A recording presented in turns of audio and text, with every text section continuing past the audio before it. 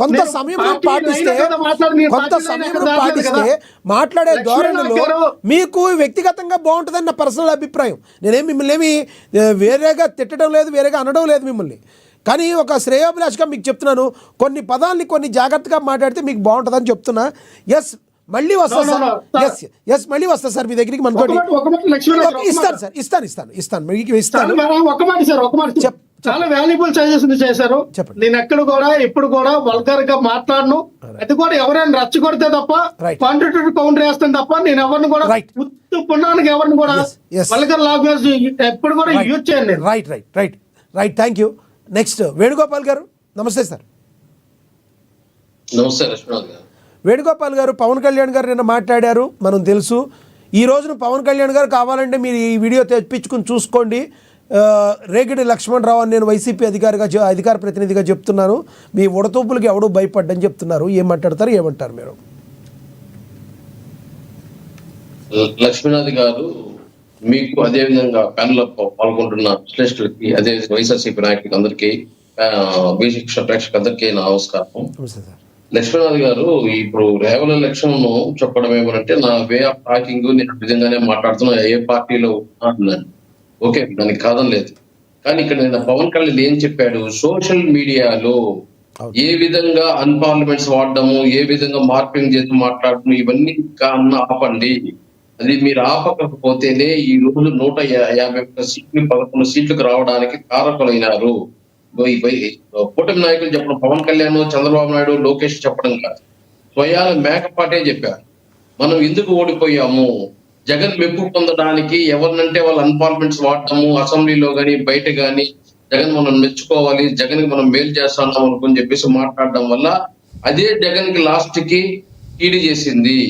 ఎవరంటే వాళ్ళు మహిళలు గాని పిల్లల్ని గాని ఎక్కడ మాట్లాడాలి, ఏం మాట్లాడాలి అని తెలుసుకుని ఆచి చూచి మాట్లాడుకుని ఎట్లంటే వాళ్ళు ఇష్టం వచ్చినట్టు మాట్లాడేసి దాన్ని జగన్మోహన్ రెడ్డి గారు చూస్తా ఉన్నింది. దాని వల్ల మొత్తం ఆ పార్టీకి ఆస్వాదించాల్సిన పని వచ్చింది. అది మేకపాటి లాంటి పెద్ద మనిషి ఇప్పుడు చెప్తున్నారు. వేణుగోపాల్ గారు ఒకటి నిన్న పవన్ కళ్యాణ్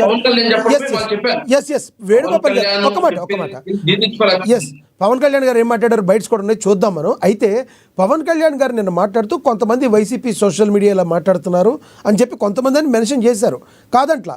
కానీ వైసీపీ వాళ్ళే చేస్తున్నారా? టీడీపీ జనసేన వాళ్ళు కూడా అసభ్యకరంగా సోషల్ మీడియాలో పోస్ట్ చేసే ఉన్నాయి. మన పార్టీ వాళ్ళు కూడా ఇలా చేయకూడదని పలు సూచనలు చేసి ఉంటే బాగుండేది కదా. అలా ఏమన్నా అన్నారంటారా పవన్ కళ్యాణ్ గారు?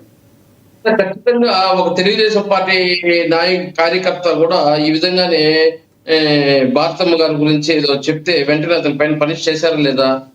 ఎక్కడ కానీ ఉపేక్షించడం లేదు. అది ఏ పార్టీ అయినా సరే, అది తెలుగుదేశమా, జనసేన, లేదా వైఎస్ఆర్సీపీయా, ఇంకో పార్టీ అని కాదు, ఏ పార్టీ అయినా ఆ పార్టీ నాయకులు కానీ కార్యకర్తలు కానీ ఆ విధంగా సోషల్ మీడియాలో కానీ లేదా మీడియాల ముందు కానీ లేదా ఇంకొక చోట కానీ ప్లాట్ఫామ్ పైన కానీ అన్పార్లమెంట్స్ వాడినా ఇట్ట చేసిన రాష్ట్ర ప్రజలు వాళ్ళకి ఎప్పుడు అవకాశం వస్తుందో అప్పుడు ఆ రాజకీయ పార్టీకి బుద్ధి చెప్తారు.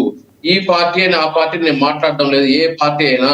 అదే విధంగా మనం ఏదో గట్టిగా మాట్లాడేస్తే, మనం ఏదో అన్పార్లమెంట్ వాడేస్తే అప్పటికి ఆ రోజు పత్రికలో, ఆ రోజు టీవీలో వస్తుంది, కానీ మళ్ళీ మన రాజకీయ భవిష్యత్తు అనేది ఉండదు. అలా ఈ రోజు చూసాం, వైఎస్ఆర్సీపీ నాయకులు ఒక్కరన్నా గెలిచారా? ఆ విధంగా ఎవరైతే మాట్లాడినారో వాళ్ళు ఒక్కరికి కూడా ఉనికి లేకుండా పోయింది. ఇలాంటి అధ్యక్షులు కూడా సమర్థించకూడదు, పార్టీ నాయకులు కూడా సమర్థించకూడదు, అదే విధంగా జర్నలిస్టు కూడా సమర్థించకూడదు.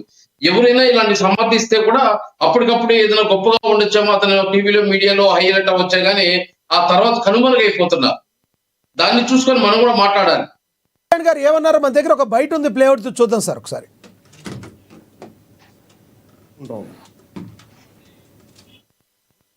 మళ్ళీ ఏం మాట్లాడుతున్నారు, మేము భవిష్యత్తులో ఇవి చేస్తాం ఉన్నారు. మీకు 5 సంవత్సరాల సమయం ఇస్తేనే మీరు ఏం చేయలేకపోయారు, రాష్ట్రాన్ని ఇంత అస్తవ్యస్తంగా చేశారు. ఇంకొకసారి మీరు వస్తే ఏం జరుగుద్ది? అదే వద్దని చెప్పి మనం ప్రజలు పక్కన పెట్టాను. ఈ రోజుకి వాళ్ళు తీరుతేనే మార్చుకోవట్లేదు. చాలా తక్కువ సార్లు గత ప్రభుత్వం గురించి మాట్లాడతారు. వాళ్ళు ఈ రోజుకి వాళ్ళ బూతులు మారట్లేదు, వాళ్ళ బుద్ధులు మారట్లేదు.